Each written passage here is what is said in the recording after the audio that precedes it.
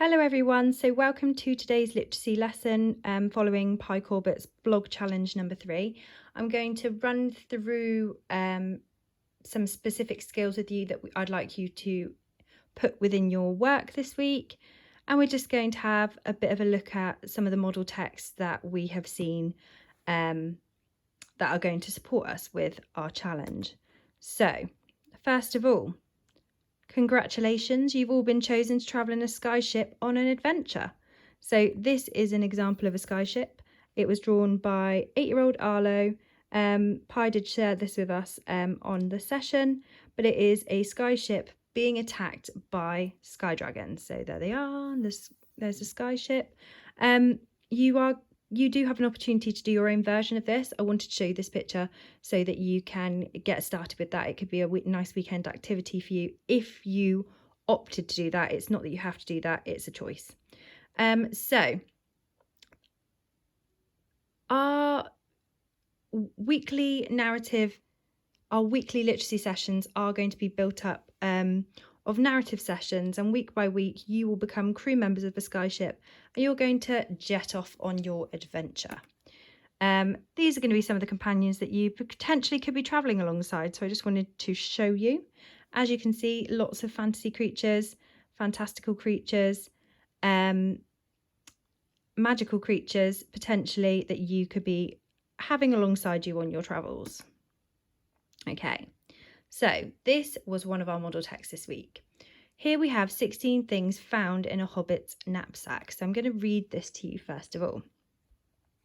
So, 2 fireflies in a jam jar to light up your way, a book of myths and legends, though some would call them truths, a quill of wise words that write runes to summon a thread of starlight, a silver pen that can only be seen by the light of the moon, Gandalf's pocket watch where you spin the hands to turn time, an enchanted reed pipe for summoning a slither of moonlight to guide you in the night, a charmed recorder for fooling or hypnotising your foe, a cauldron of wishes at the edge of an inquisitive mind, homely hard cheese for a fireless night, a flagon of never-ending water to quench any dwarf's thirst, a golden feather plucked from the finest eagle and a strip of slate gorged in goblin mines to contact the nearest village using an ancient map of the misty mountains, the fang of a dragon to slay fleeing foe, a completely crystal dagger able to pierce through any armour and wound even the deadliest of creatures, a pair of relatively light boots which can endure months of crossing rivers, navigating woods and stumbling through seemingly endless caves and caverns, a steel-lined cape to protect you from fire, piercing blades and the strongest of incantations. Okay, so this was our one of the model texts that we saw this week. So this is our list of things that a hobbit could take in their knapsack on an adventure. So we are creating a similar text to this week, as it is a relatively simple activity in comparison to the last 2 weeks. We're only going to spend a couple of days on this, and then our other focus will be on reading. So I'm going to talk to you about what you need in your toolkit to be successful when tackling this challenge. So, in preparation for the Skyship adventure, this week's challenge is to write a list of things that would be taken in the explorer's rucksack. So, now, what would you need to take with you in your rucksack for a Skyship adventure? I should say for a Skyship adventure. Have a think now. Okay, to be successful, we need to be including some grammar elements. And in order to do that, we need to be thinking about this. So we're going to be talking today about expanded noun phrases. So whilst I'm running through this, at some point I'm going to ask you to pause it. I want you to think, what is an expanded noun phrase? So you could break that down. In fact, do it now. What's a noun? What's a phrase? What, therefore, is an expanded noun phrase? So pause it there and have a think. Okay, so a noun. A noun is a person, place or thing, as it states just above. And the example is lake. So a noun phrase.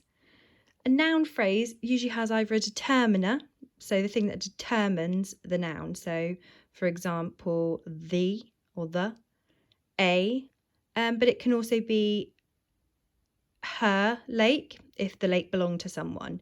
It could be 3 lakes.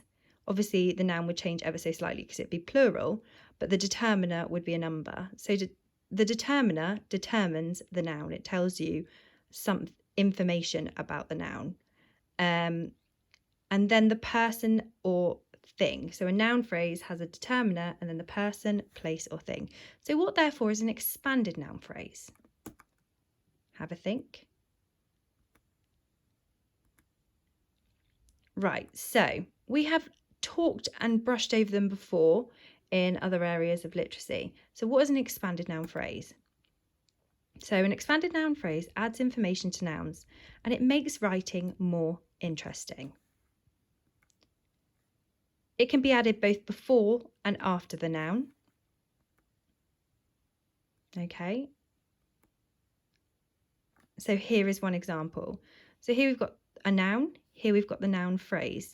So an expanded noun phrase is where information is added to give more information. It modifies the noun. So here we've got the lake, the lake. So our just simple noun phrase. To expand that, what we've done is before we've added these 2 adjectives, okay? Vast, which means big, and deep. Similarly, we've got the vast deep lake. So there is our noun again, with those adjectives to describe before the noun. And then we've got which is surrounded by a forest.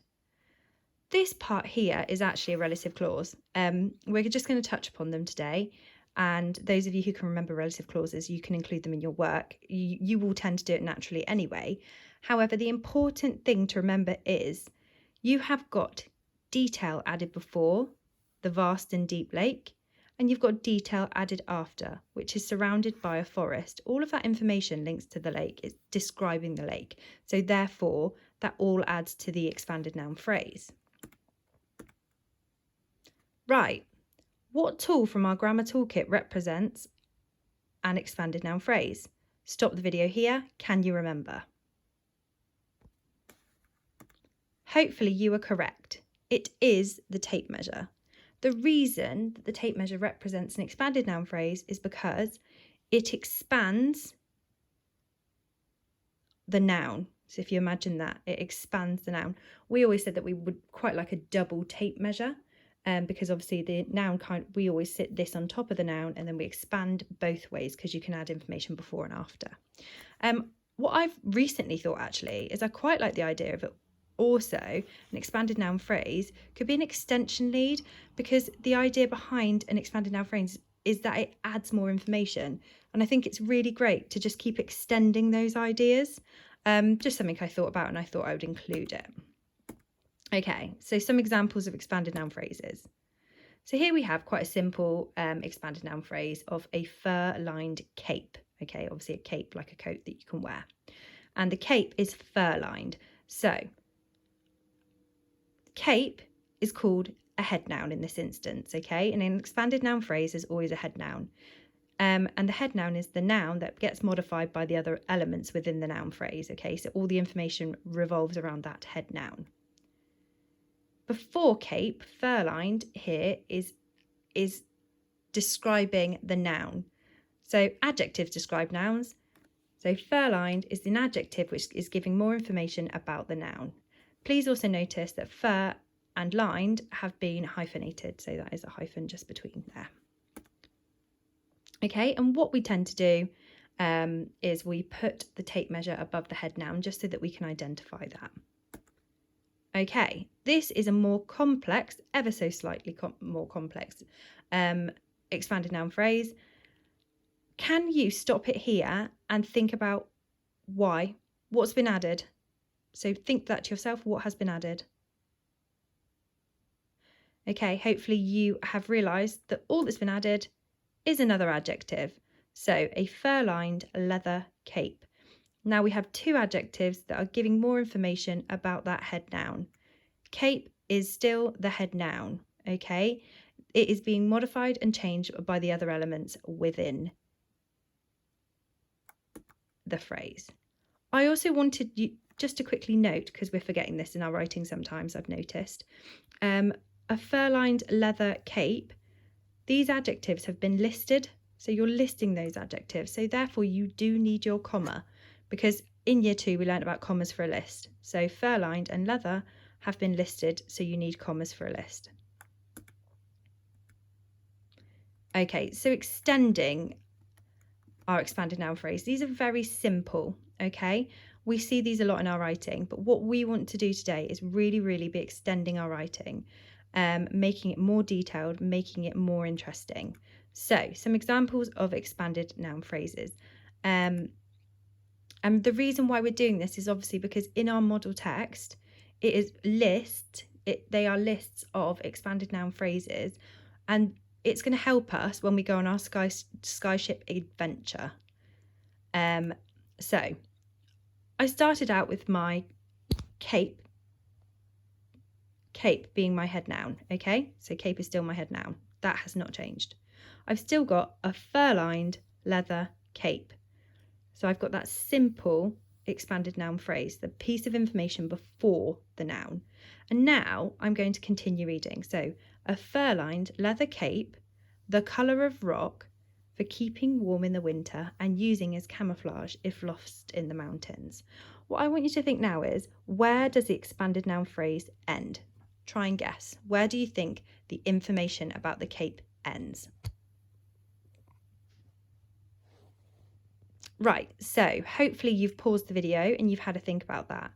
So where does the expanded noun phrase end about cape, which is our head noun? Okay, so I've popped that there because it's our head noun. It actually ends at the full stop. The reason for that is because here we find out that it's fur-lined and leather. It says that it's a colour of rock. Notice that's been parenthesised, okay? So the reason we say that's been parenthesised and it's got a pair of commas is because actually that it's just been dropped in. So the main clause, a fur-lined leather cape for keeping warm in the winter and using as camouflage if lost in the mountains. That makes sense on its own. So the colour of rock has just been dropped in. So that's why it's used as parenthesis. So a fur-lined leather cape, the colour of rock, for keeping warm in the winter and using as camouflage if lost in the mountains.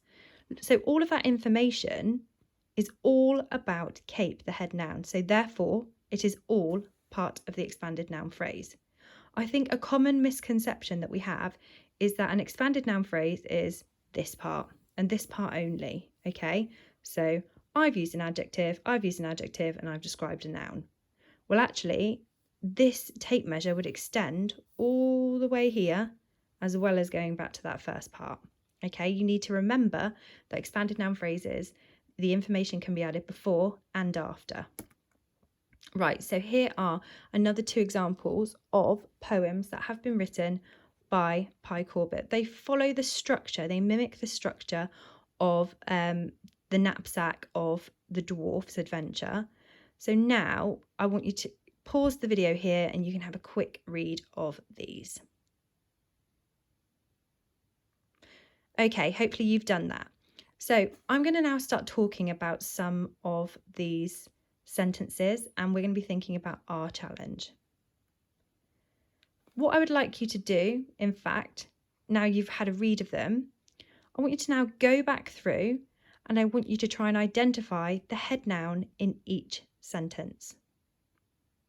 So pause the video here, find the head noun in each sentence. There are 6 sentences for both the dwarf's knapsack and for the Skyship Explorer's rucksack. So can you locate the head nouns? You could write them on a piece of paper or just go through, make sure you can identify them. It's really important. Okay, I'm now going to start going through them. So, an invisibility cloak to make sure that I can enter forbidden places without detection.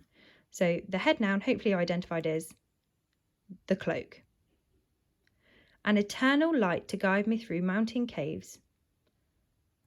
Light is the head noun. A talking magpie which can steal from a dragon's treasure without protection. It's the magpie that is the head noun. Please also notice that which can steal from a dragon's treasure without protection. That is another relative clause because which is a relative pronoun. Okay. A shadow caster, to darken bright spaces. So shadow caster is actually the head noun. So it's creating shadows. A goblin net made of fine steel for trapping unwanted cave goblins. So the goblin net, but I would also say that goblin net is a hyphenated, so it's actually a reason for the use of it is because it's now compound, and they've been joined together. It's two compound nouns. It's a net as well, isn't it? Then we've got a truth teller, so that no one can fool me with wicked lies as sharp as a nettle's sting. Another head noun. Right, I'm just going to quickly, again, identify. So we've got sting, books, purse, atlas, boots, and cape. So hopefully you managed to identify all of those head nouns. Right, so what to include in your list. These are all different ways that you can make your writing really, really effective. We want to be interested in your writing again. Those of you who wrote amazing poems, it was because you spent time on it. So please invest that time. It's really worthwhile and it will help you when writing your narrative. This is setting you up for your narrative. So you can use similes, like or as. You can use alliteration, so repeating those similar sounds. Use lots and lots of details, add lots of extra information. That is really crucial. Name it, bring it alive. Use tarantula, not spider. Or, and we're going to talk about this a bit more, or name whose it is. Dobby's magical sock. We'll be talking about using fictional characters.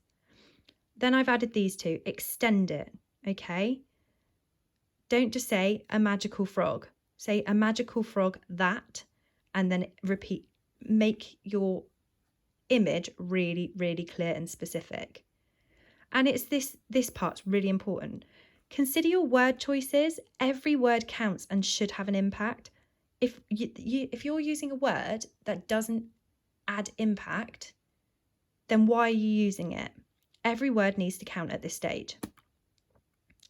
What I would like you to do is think about these different writing elements, and I want you to try and find them within these text examples. Okay, so pause it here. You've got similes, alliteration, detail, naming it, extending it, and just thinking about word choices. That's a more general thing. It's these four that we're specifically looking for. Right, so I'm just going to point out a couple of examples for you. So we've got a simile as sharp as a nettle's sting used here, a truth teller so that no one can fool me with wicked lies as sharp as a nettle's sting. We've got being really specific, an eternal light. So a light that lasts for all eternity, forever. Okay, it's not just saying a light, that's really, really specific, and that's naming it. What type of cloak? An invisibility cloak, again, naming it. We have also got over here, case of crash landing, a bit of alliteration used there. Naming it, naming what those two leather-bound books would be called. Make sure that they're applicable to the journey. They need to add to the journey. Don't write about a goblin's adventure or a troll's adventure. It needs to be about something to do with a skyship if you've got those books. Okay, so thinking about naming it, what I would really like you to do is to have at least one sentence where you are using something from a fictional character. So those of you who read, or it might even be that you've watched some films that are books, you'll find this easier. So I want you to think about a fictional character and something that they have that could help on the skyship adventure. So one example so far is we've heard about Gandalf's pocket watch. I've only given the short noun phrase. I've now got a fang of a basilisk. So those of you who know that, well done. Part of my favourite book series for children.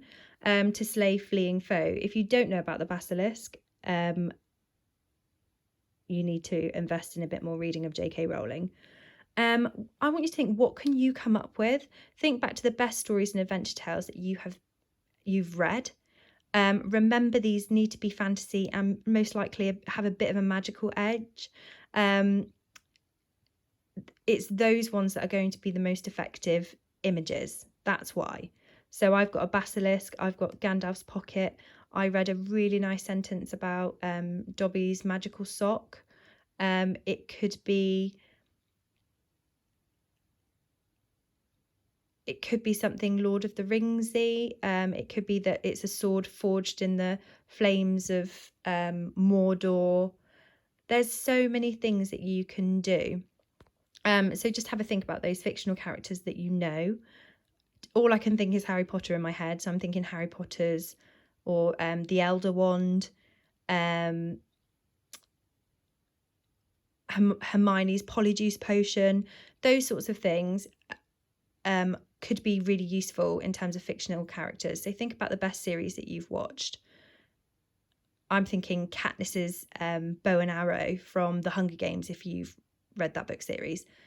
But yes, so be specific, name it. Talk about those characters and how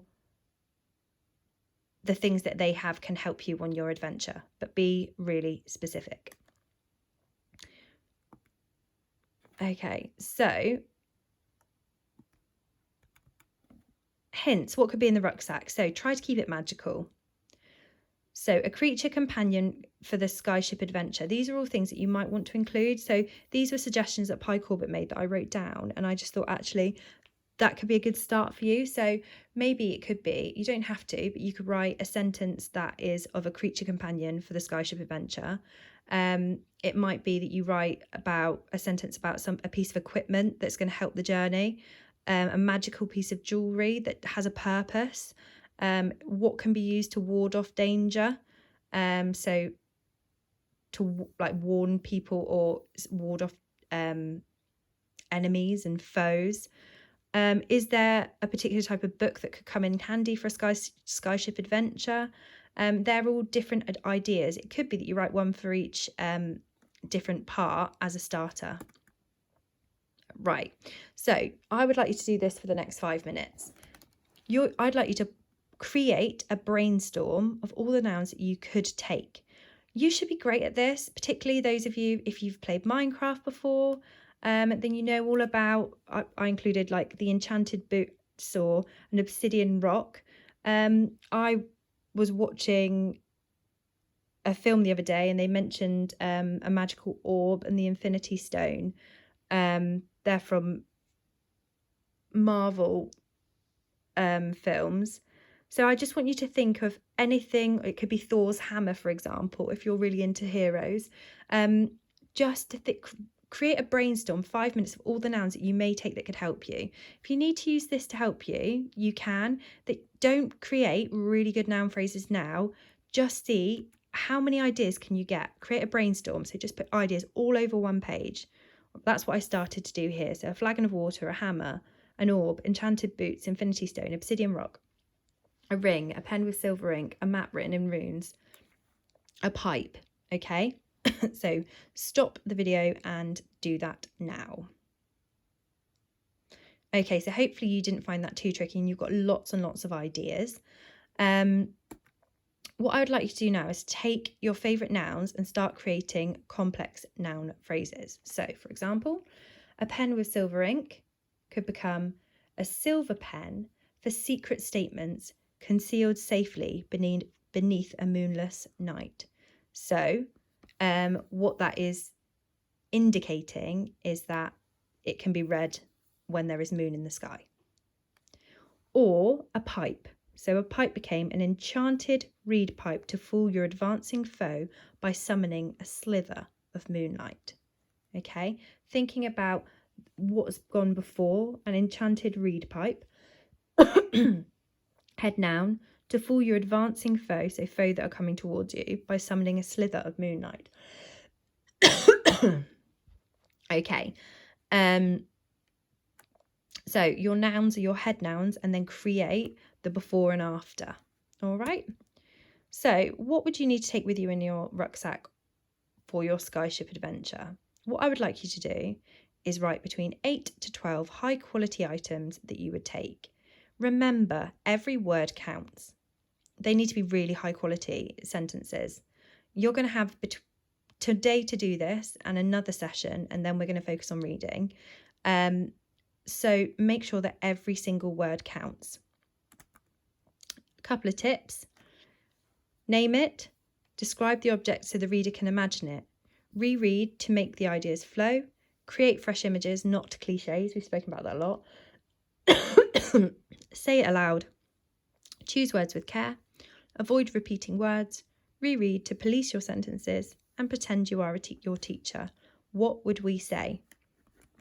Okay, can't wait to read all of your work. It's been so impressive in the last couple of weeks. I've been shouting about how great it is. So please keep it up. Once you've done this, we'll be ready to start our narrative with Pi next week. Fabulous. Can't wait to read them. Happy writing.